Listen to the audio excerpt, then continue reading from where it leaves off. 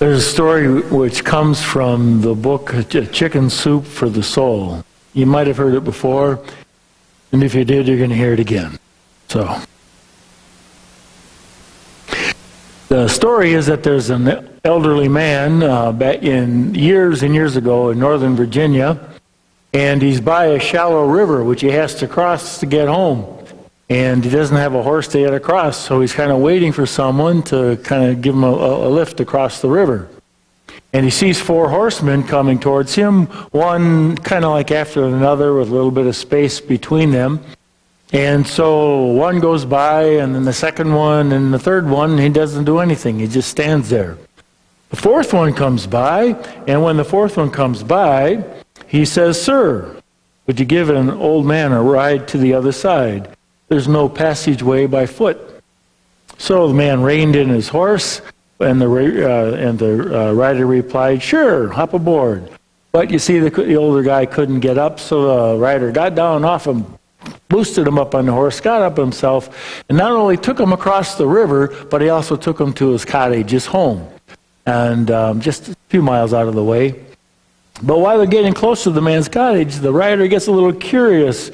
So he says, "Sir, I noticed that you let several other riders pass by without making an effort to get a ride. Why did you let all the others pass you by and wait for me and to ask to take you across? What if I had refused and just left you standing there?" As the old man lowered himself from the horse, he looked the rider in the eye and replied, "I've been around these parts for some time. I reckon I know people pretty well. I looked into the eyes of the other riders and immediately saw they had no concern for my situation. It would have been useless to even ask them for a ride. When I looked into your eyes, kindness and compassion were there. I knew you would be willing to help me." The rider replied, "Thank you for your kind words. I hope I'm never too busy, that I fail to respond to the needs of others with kindness and compassion." I tell this story because I want to build on 2 viewpoints in the story. The first viewpoint is that of the older man. And there he is standing by a river, and he can't get across it. It's shallow, but not enough. He can't get home. And he's looking into the eyes of the people who are around there. And you kind of know, don't you? He's isolated, he's cold, but kind of like the lepers, but the lepers a whole lot more than that we heard about in the first reading. The lepers, as we heard, you go to the priest and he's supposed to tell you, "Well, that looks like leprosy to me." I would have hated to have been a priest back then. You have to say, "You are banished to apart from the community and to a life of the living dead. You're out of here. You got to let your hair grow kind of wild, muffle your beard if you're a guy. You got to rent, you walk around with torn clothes and everybody yell out, 'Unclean, unclean,' every time you see somebody coming near you." And that would have been bad. Real bad. And it was done because there was an apparent disease of the skin, which would make them isolated from everybody else. Alienated, isolated, and apart. And back then, that was obvious and apparent. But I propose that we carry around us those things in ourselves which we kind of see, or we think others do, and maybe they do, see as unacceptable, unclean, where we're unwelcome. Some simple kinds of things like, why do we hesitate to tell other people our feelings? Maybe it's because we've heard this too much. "Well, you shouldn't feel that way." Ever heard that? Ever said it? So we kind of hide it. Or maybe because of some of our failure or our weakness. And what we do is we look into the eyes of other people to see if they will accept it, if there's any kind of compassion and kindness in their eye. I know this from my own experience as a human being. I also know it as a priest. When people come to see me and go to confession face to face, or then they see me in my office and they start talking about their life, sometimes when they're doing that, they're just kind of looking down or looking away. Sometimes they're looking at me.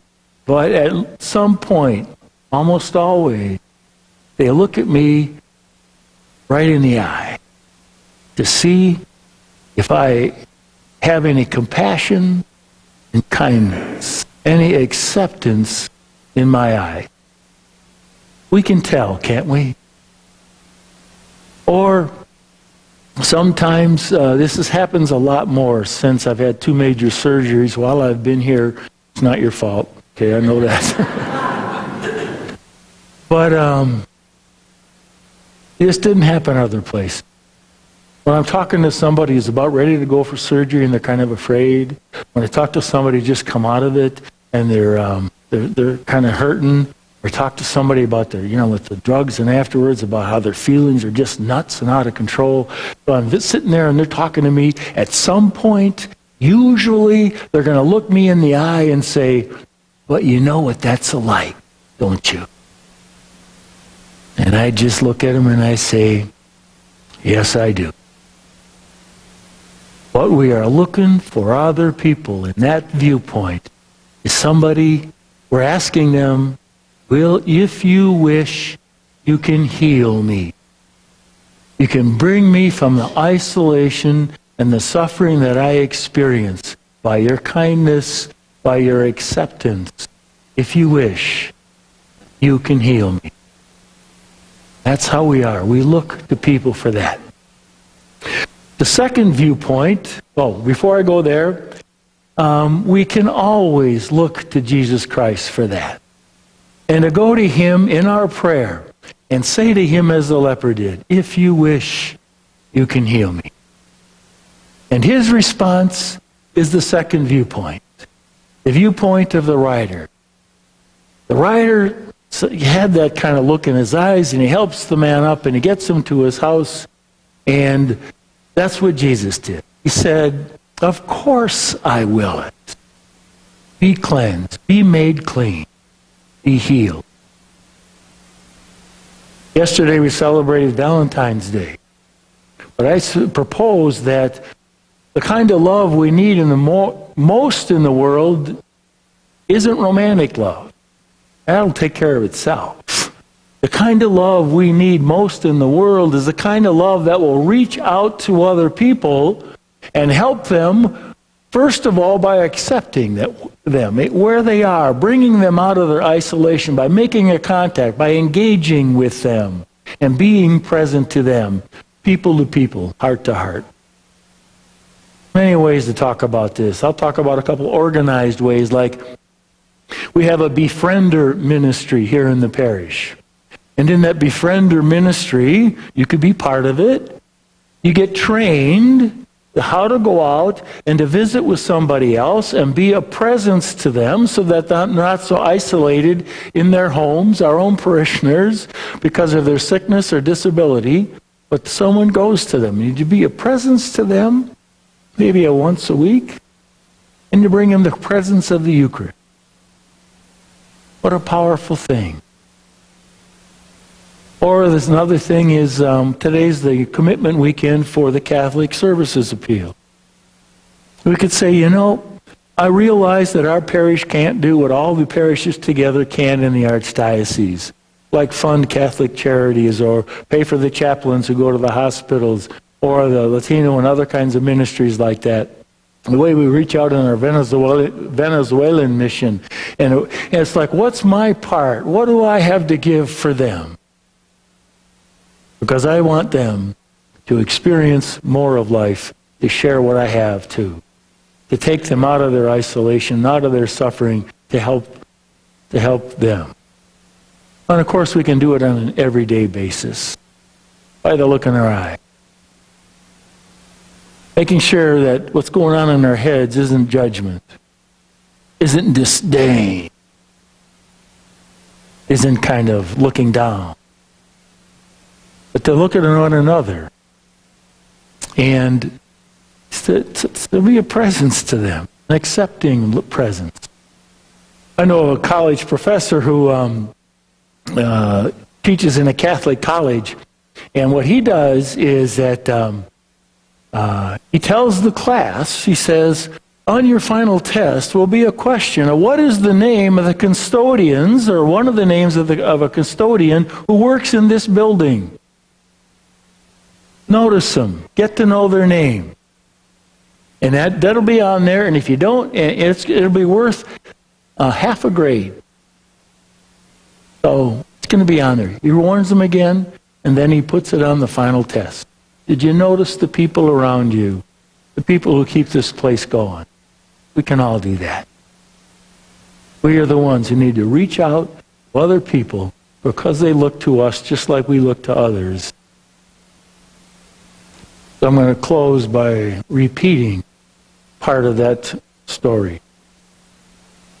The older man said, I looked into the eyes of the other riders and immediately saw they had no concern for my situation.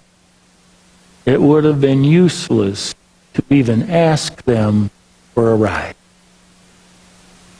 When I looked into your eye, kindness and compassion were there. I knew you would be willing to help me.